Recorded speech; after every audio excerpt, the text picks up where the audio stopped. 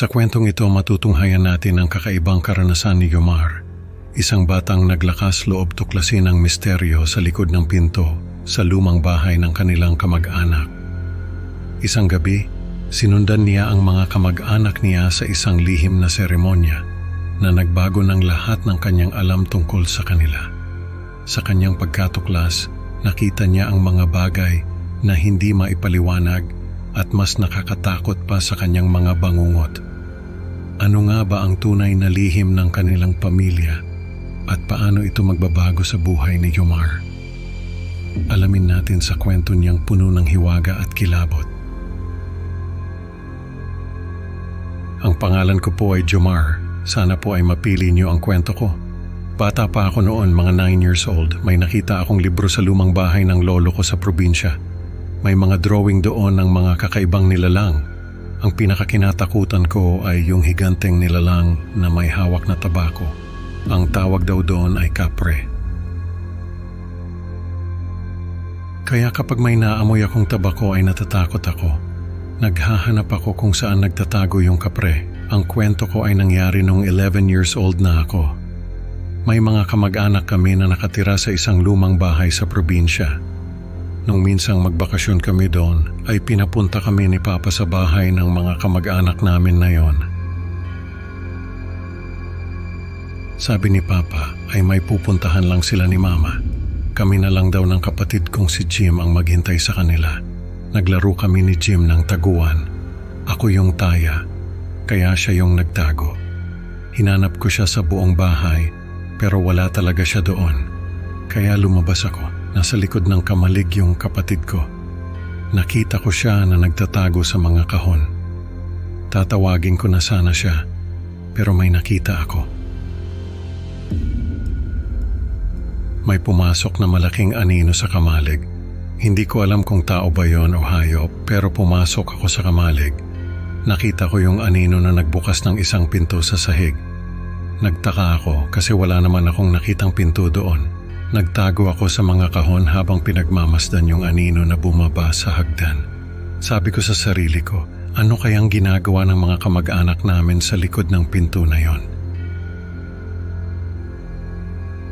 Nung sumunod na araw ay narinig ko yung mga kamag-anak namin na pinag-uusapan yung ani. Sabi nila ay malapit na raw ang ani. Hindi ko alam kung anong ani ang tinutukoy nila kasi wala naman silang palayan o taniman ng gulay. Naalala ko yung nakita kong pinto. Sabi ko sa sarili ko, baka may kinalaman sa ani na yun yung pinto. Kaya nung sumunod na gabi ay sinubukan kong sundan yung mga kamag-anak namin.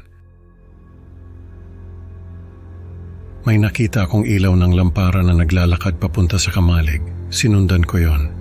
Nakita ko yung mga kamag-anak namin na nakasuot ng maskara na gawa sa kahoy. Nagulat ako kasi hindi ko alam kung ano ang ginagawa nila. Pumasok sila sa pinto at sumunod ako. Nagtago ako sa gilid ng hagdan. Nakita ko sila na nakaluhod sa harap ng isang altar at nagdarasal sa isang wika na hindi ko maintindihan. Nung matapos sila ay isa-isa silang naghubad ng balat. Naghubad sila ng balat at naging mga halimaw. Halos mapasigaw ako sa takot. Nung mga oras na yon ay naalala ko yung drawing sa libro na nakita ko noon. Ganun na ganun yung itsura ng mga kamag-anak namin. Nagtakbuhan sila palabas ng kamalig. Ako naman ay tumakbo pabalik sa bahay namin. Nanginginig ako sa takot.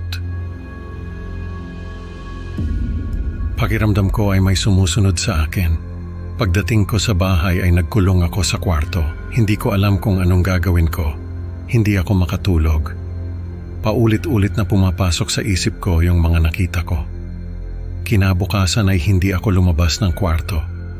Sabi ni Mama ay may sakit daw ako. Hindi ko sinabi sa kanila yung nakita ko. Hindi ko alam kung maniniwala ba sila sa akin. Lumipas yung mga araw. Unti-unti akong lumabas ng kwarto. Pero yung takot ko ay nandun pa rin. Tuwing gabi ay hindi ako makatulog kasi pakiramdam ko ay may mga matang nakatingin sa akin. Lagi rin akong nananaginip na hinahabol ako ng mga halimaw. Sabi ko sa sarili ko ay hindi ako pwedeng magpatalo sa takot ko. Kaya kahit na natatakot ako ay pinilit ko pa rin na magpatuloy sa buhay. Pero hanggang ngayon ay naaalala ko pa rin yung mga nakita ko. Sa kwentong ito natutunan ni Jomar na ang mga lihim ng pamilya ay minsan mas nakakatakot kaysa sa mga bangungot. Salamat sa pakikinig mga ka-creepy. Like and subscribe for more nakakatakot na kwento. Abangan ko kayo sa susunod na upload. Tandaan, baka ang susunod na pintuan na buksan mo ay may itinatagong lihim din.